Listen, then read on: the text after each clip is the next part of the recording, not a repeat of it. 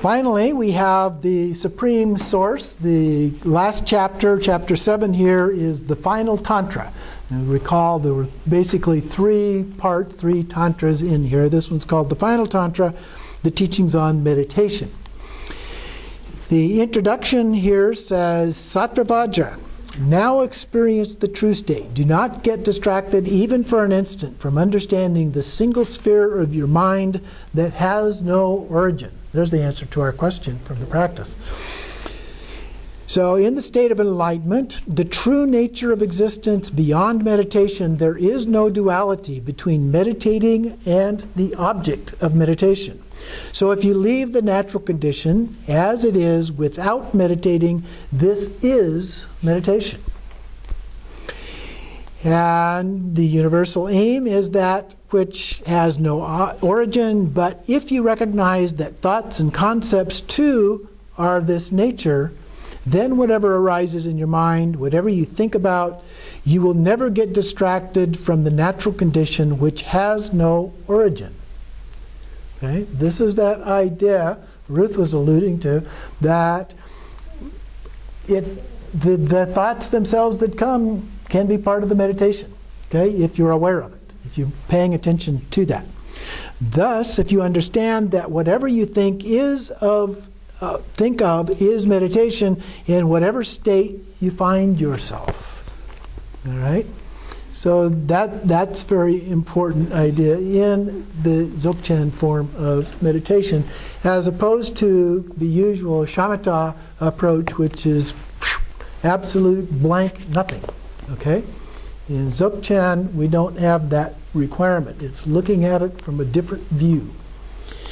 On page 218, in the third paragraph, this teaching does not confirm assertions of the type, there is need to meditate, or there is no need to meditate.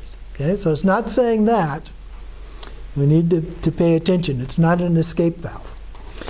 Then number 2, the state of non-meditation. And now we go through again the 10 virtues, or 10 natures, excuse me, that we've been referring to in the previous couple chapters. So the first one is on the view, and it goes through and talks about the Shravakas, Bodhisattvas, the Kriya, the Upa Yoga, Mahayoga, Ana Yoga. All these conceptual meditations do not represent my teaching, he says. And then in the next paragraph, all phenomena of existence are the object of meditation without being conditioned by any particular method. Leaving them freely as they are is meditation. So whatever you're doing, whatever you're thinking, but you have to look at it as the object of meditation. It's not just that it's happening. Otherwise, nothing would be different, right? So you have to look at anything that's happening, anything you're doing, as the actual object of meditation. On 219, down about the third paragraph, as it transcends all limits and the very concept of beyond limits, it cannot be confined within the limited definition of meditating or non-meditating. So it really transcends those concepts altogether. And then the bottom of the next paragraph, you practitioners abiding in the true meaning, try to be in this state. Actually, in a way, we have no choice. We're always going to be in that state. It's whether or not you're experiencing it in that way. And then the short paragraph just above number 71 there in italics, when one realizes the supreme unborn state, there is no longer even the concept of erring or not erring. Am I doing it right? Am I doing it right? Forget that, okay? Has nothing to do with doing it right or not doing it right. Number 2 then is the commitment. And starting in the second paragraph, second line, as this nature transcends the dualism of subject, object, and object, whoever understands all phenomena in this manner does not even form the idea of keeping or not keeping. And then down 3 more lines there, the commitment of the self-arising and self-perfected state of pure presence cannot be breached or damaged. Thus, it is not something one has to guard intentionally. Just is. And then the middle of the paragraph on top of the next page, 220, the unborn state of consciousness, Dharmakaya, has only one taste. I transcend the limit of entering or not entering it. And then down a couple more paragraphs below that starts listen. And then the second line, without needing to make any alteration, all material phenomena manifest naturally as wisdom. When one masters pure presence, the limit of keeping or not keeping is transcended. When it's talking about pure presence, it's talking about consciousness, of awareness. When all phenomena of existence are mastered through clarity as the self-arising essence, one is beyond the concepts of knowledge and ignorance regarding the total manifestation of the Supreme Source. We transcend those. Those are just concepts, again, whether we're talking knowledge or ignorance. And then skipping one paragraph, I do not correct body, voice, or mind. I let them relax. Skipping a line, I do not visualize anything, nor do I use mudras or mantras. So it's again going beyond those. So as we pointed out before, that doesn't mean you can't do those. They have their value, they have their use for us, but they're not necessary in the actual practice that we're talking about here. Number 3, the capacity for spiritual action.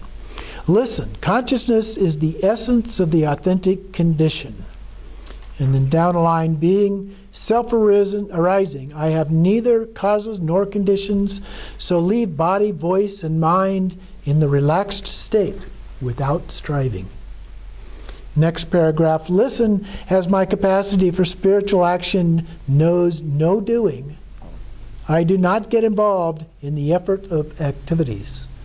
Having no aim, I do not give birth to the consideration of meditating. In the middle of the next paragraph, we're on page 221 now. When thoughts manifest as the unborn without doing anything, one accomplishes all the actions. So the actions are just done by themselves. You don't have to intentionally do anything. Then skipping a paragraph, Sattvavajra, experience the natural condition, naturally and undistractedly maintain the view that liberates thoughts in their very condition. One overcomes action and effort. In this way, all that arises liberates itself in itself. Again, skipping one paragraph, experiencing the spiritual capacity that transcends action, even without acting at all, one achieves all goals. Again, skipping one paragraph, do not get stuck in any idea, leave aside all concepts, remain in the bliss of self-arising wisdom. And the bliss here is a deep inner peace that we experience. Number 4, the mandala. Starting on the second line here, the essence cannot be created. This means that the natural condition transcends the distinction between central deity and secondary deities of the mandala. And normally when we're doing deity yoga practices, we create the mandala. There may be just one deity, but in the highest yoga tantra, we get involved with many, many different deities. So that's what it's referring to here. And then on page 222, top of the page, listen. When one clearly masters the supreme state of pure presence of the essence, this is the mandala of the Supreme Source. Next paragraph, second line, in the mandala of the body, all visible phenomena abide in the unborn ultimate dimension, as the essence is beyond accepting and rejecting. Next paragraph, in the mandala of the voice, all audible phenomena abide in the voice, are the essence of the voice that transcends explanation. Next paragraph, in the mandala of pure presence or mind, all thoughts and concepts are recognized as the unborn Supreme Source itself. Kind of a pure view idea there. Then skipping one paragraph, Sattva-Vajra experience. If you remain in the supreme mandala of the self-arising essence, maintaining the natural condition of relaxing body, voice, and mind, you will be in my state. Continuing on to number 5 then, initiation. First paragraph, when one clearly masters the supreme state of pure presence, one no longer depends on initiation into a sensation of bliss tied to conceptual characteristics. When understanding arises, one remains naturally in the non-conceptual state. And sometimes this is described as when you do receive an empowerment, you just naturally go into that state. You don't need a logical explanation of all of the pieces, all of the symbolism and so forth associated with that. Then on the next page, second paragraph, Sattva-Vajra experience the natural condition. When one transcends the duality of meditating and non-meditating, there is no longer either the wish to enter the state of meditation nor worry about leaving it. And then skipping just a little bit, without needing to receive an initiation or to obtain a siddhi, without altering anything, one abides in the state of the Supreme Source. Number 6, the path. Similar to the sky, the path of the fundamental essence of the non-conceptual state is all-pervading. Thus, there exists nothing other than the unborn that is not already meditation. And toward the bottom of the next paragraph, remaining in the bliss of the non-conceptual state without following the gradual path or training to attain the various levels, one realizes self-perfection. Then the bottom of page 224, number 7, levels of realization. Second line, the Supreme Source has no stages. So there are no levels, basically. Next paragraph, there are neither hindrances nor differences of levels for those who understand the essence and the method of the unborn nature of equality. It just is. It's one taste, so no levels. Although, of course, in different places we do find some levels that are referred to. My nature is not something limited to by the three times, neither can it become the object of thought. Listen, my state cannot be found through the indications by words or scriptures, nor can it be established through logical justifications or definitions. And then skipping on down, next paragraph, second part of it, when one achieves understanding, everything becomes integrated in this state. The fundamental essence of non-meditation is maintaining undistracted presence. This is the secret instruction. That may be the most important line in this whole book. Okay? So being undistracted, it's not that thoughts don't arise, but you're not distracted by them. That's the key. Number 8, on conduct, second paragraph. Whoever enters the fundamental meaning realizes the state beyond affirming or refuting. Next paragraph, judgments tied to accepting and rejecting cannot alter me. The ultimate state cannot be altered in any way. And then the second paragraph there on page 226, thus this essence cannot be defined as good or bad, pure or impure.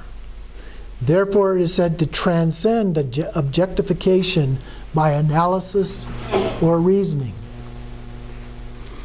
And skipping down to the bottom of 2 paragraphs below that, I teach that remaining naturally in the very condition of everything one does and perceives without thinking of anything is the way to self-liberate. So we just rest in that state and let it be. Number 9, top of the next page, on wisdom. The Supreme Source, teacher of teachers, teaches that the unhindered essence is the true state of knowledge. All the phenomena of existence are one single thing in the ultimate unborn dimension. In the bottom of the next paragraph, whoever abides in that state that, like the sky, transcends analysis and judgment, understands that hindering and not hindering both abide in pure and total consciousness. And then the last couple sentences on the page. Whatever form the essence assumes, one understands its unborn nature. Undistracted presence beyond hope and fear is the true state of knowledge. In the next page, last paragraph in this section, once my children have understood that all is the unborn state, they no longer think in terms of samsara and nirvana. The fundamental nature is totally beyond judgment and analysis. And finally, number 10, the self-perfection. Second paragraph, listen. As the nature of mind is self-perfected, I do not teach the dualism of realizing and not realizing. I do not judge in the dualistic terms of happiness and suffering.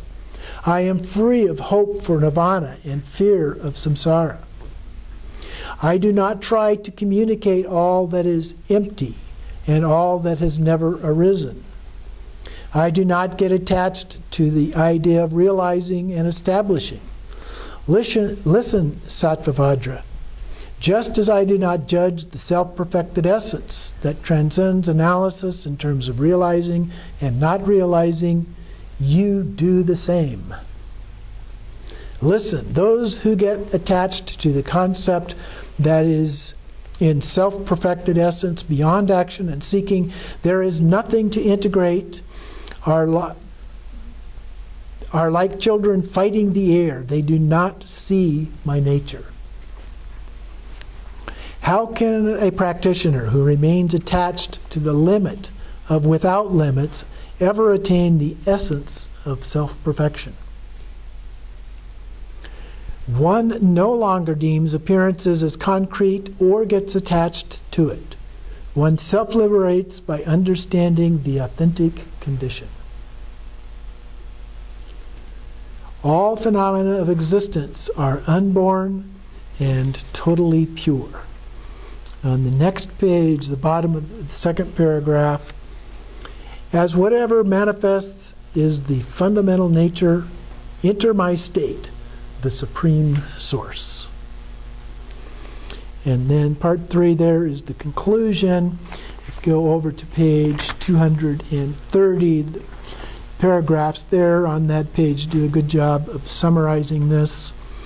This teaching must be given to those who have faith, who keep their commitments and are diligent, who have compassion, have forbearance, are saddened by samsara and do not change their mind, and who are capable of offering without attachment, but with faith and delight in their own body, their children, their spouse, their servants, and property. Such disciples are worthy to receive this teaching. So the people who are embodied in samsara or the gradual approach, these are appropriate people for the teaching. The teaching should be transmitted to whomever shows signs of having renounced fame and being free from pride, of not sparing body and life in order to realize the fundamental sense, and not violating orders. Now that I have found the essential teaching, how can I any longer be conditioned by the characteristics of worldly things? Now that I have found the teaching, I will act in accord with the teacher's instructions. This teaching should be transmitted to anyone who takes this commitment. Teacher, as long as you and I are alive, until body and life separate, I will act in accord with your instructions. The Kunjed Gyalpo essence of the teaching should be imparted to anyone who takes such a vow. In brief, one's body and life, too, must be offered up, let alone material things, land, and livestock. Even though they do not need them, the teachers will accept all things and offer them to the 3 jewels. And then, scattered at the end of the paragraphs on the next page, I am called Supreme Source. I am called pure and total consciousness. I am called self-arising wisdom. I am called the mirror of phenomena that explains the scriptures. I am called the vehicle of the fundamental meaning. I am called the mirror of the view. I am called mother of the victorious ones. I am called the king of tantras. So lots of different labels there that are associated with this, and I'm sure we could come up with quite a few more than that as well. There is a short epilogue in the text, and it's a question and answer format, but there are a couple of parts to some of these answers here that I thought are worth including in our concluding section here, if you will. So on that first page of the epilogue, and down several lines from the answer, if we deem Samattabhadra an individual being, we are far from the true meaning. In reality, he denotes our potentiality. And then skipping a couple of lines from the beginning, the state of the individual has been pure and always remains pure. This is what Samattabhadra represents. And then again, skipping a couple lines. So what is called the primordial Buddha or Adi Buddha is only a metaphor for our true condition. So we need to understand it in that way and not try to reify it and make it something real. The next page, 234, down the second question and answer in the answer section, the third line, our condition is as if it were a wrapped jewel that we cannot see. Samattabhadra is Dharmakaya, is bodhicitta, but unless one knows it, it remains merely a word. And the next question, could we then say that we are manifestation of Samattabhadra? No.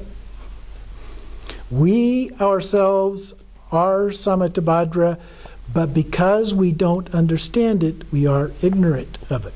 We're not a manifestation of, we are Samattabhadra.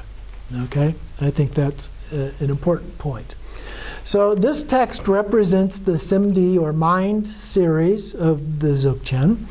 And as we go into the next class on Trekcho, the second half of the class, we will be looking at a text translated as the basic space of phenomena, which is a good text, I think, for representing the Longdi or space series of the Dzogchen teachings. So we will be looking at those as well.